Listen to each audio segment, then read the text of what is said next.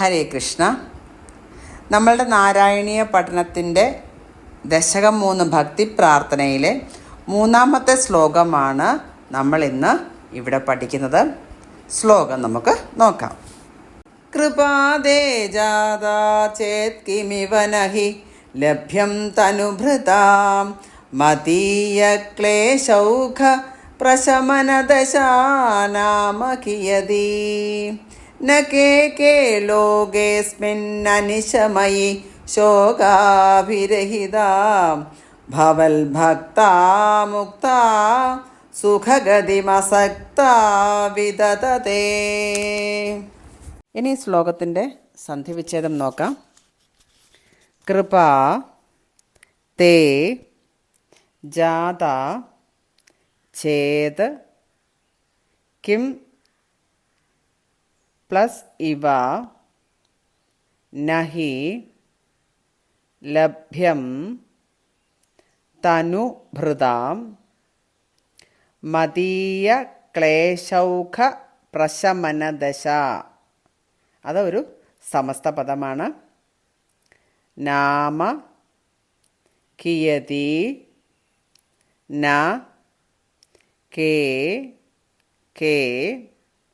ലോകേ plus അസ്മിൻ അനിശം plus I ശോകാഭിരഹിതാഃ ഭവദ്ഭക്താഃ മുക്താഃ സുഖഗതി plus അസക്താഃ വിദതതേ. സന്ധിവിച്ഛേദം കഴിഞ്ഞു. ഇനി പദച്ഛേദം നോക്കാം. തനുഹൃതാം മതീയ ക്ലേശൗഘ പ്രശമനദശ. മതീയ ക്ലേശ ഓഘ പ്രശമനദശ. ശോകാഭിരഹിതാഃ ശോക അഭിരഹിതാഃ ഭവദ്ഭക്താഃ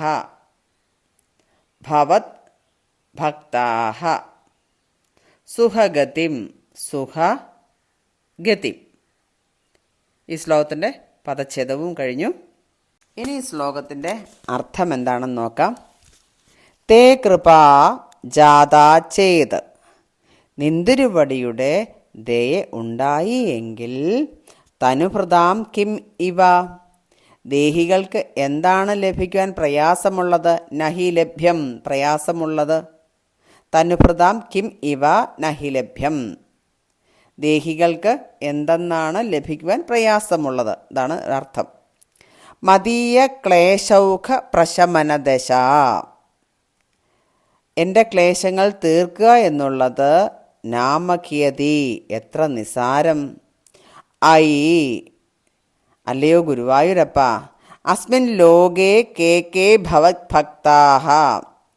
അല്ലയോ ഗുരുവായൂരപ്പ, ഈ ലോകത്തിൽ നിന്തിരുവടിയുടെ ഏതേതു ഭക്തന്മാർ അനിശം ശോകാഭിരഹിതാഃ എല്ലാ സമയവും ദുഃഖമൊന്നും കൂടാതെ മുക്താഃ ജീവമുക്താവസ്ഥയെ പ്രാപിച്ച് അസക്താഃ ഒന്നിലും താല്പര്യമില്ലാതെ സുഖഗതിം ന വിദതതേ സ്വൈര്യസഞ്ചാരം ചെയ്യുന്നു. അതായത് എല്ലാ ഭക്തന്മാരും സ്വൈര്യസഞ്ചാരം ചെയ്യുന്നുണ്ട് എന്നിവിടെ അർത്ഥമാക്കുകയാണ്. തനിക്ക് അങ്ങനെ സ്വൈര്യസഞ്ചാരം ചെയ്യുവാൻ കഴിയുന്നില്ലല്ലോ എന്ന ഖേദമാണ് ഈ ശ്ലോകത്തിൽ അല്ലെങ്കിൽ ഈ ഇതിൽ കൂടി ഭട്ടതിരിപ്പാട് വ്യക്തമാക്കുന്നത്. എൻ്റെ രോഗക്ലേശങ്ങൾ തീർത്തു തരുവാൻ കരുണയുണ്ടാകണമേ എന്ന പ്രാർത്ഥനയാണ് ഈ ശ്ലോകത്തിൽ ധ്വനിക്കുന്നത്. ഹരേ കൃഷ്ണ.